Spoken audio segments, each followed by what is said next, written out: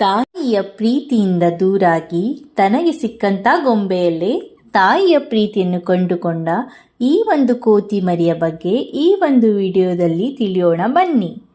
July ತಿಂಗಳ 26ನೇ ತಾರೀಕು 2025ನೇ ವರ್ಷ ಈ ಒಂದು ಕೋತಿ ಮರಿಯು ಜಪಾನಿನ ಒಂದು ಝೂನಲ್ಲಿ ಹುಟ್ಟಿತು. ಹುಟ್ಟಿದ ಕೆಲವೇ ಗಂಟೆಗಳಲ್ಲಿ ಹೆತ್ತ ತಾಯಿಯೇ ತನ್ನ ಮರಿಯನ್ನು ಆರೈಕೆ ಮಾಡದೆ ದೂರ ತಳ್ಳಿತು.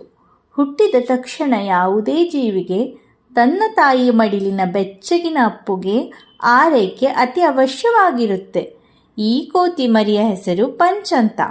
ತಾಯಿಯಿಂದ ದೂರಾದ ಈ ಕೋತಿ ಮರಿಯನ್ನು ಝೂನಲ್ಲಿ ಇರುವವರೇ ಆರೈಕೆ ಮಾಡುತ್ತಾರೆ. ಆದರೂ ಕೂಡ ತಾಯಿಯ ಮಡಿಲಿನ ಸುಖ ನಿದ್ರೆಯಿಂದ ದೂರಾದ ಕೋತಿ ಮರಿಗೆ ಒಂಟಿತನ ಕಾಡಬಾರದೆಂಬ ಕಾರಣಕ್ಕೆ ಒರಂಗುಟಂಗ್ ಎಂಬ ಗೊಂಬೆಯನ್ನು ಕೊಡುತ್ತಾರೆ. ಒಂಟಿಯಾಗಿದ್ದ ಕೋತಿ ಮರಿಯು ಆ ಗೊಂಬೆಯಲ್ಲಿ ತನ್ನ ತಾಯಿಯನ್ನು ಕಂಡು ಇಂದಿಗೂ ಕೂಡ ಅದರೊಂದಿಗೆ ಕಾಲ ಕಳೆಯುತ್ತಿದೆ.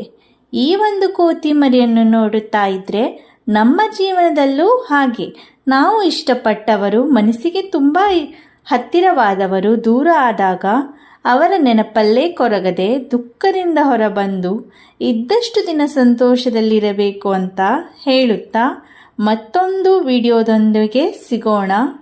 ನಮ್ಮ ಚಾನಲ್ ಇಷ್ಟವಾದಲ್ಲಿ ಲೈಕ್, ಶೇರ್, ಸಬ್ಸ್ಕ್ರೈಬ್ ಮಾಡಿ.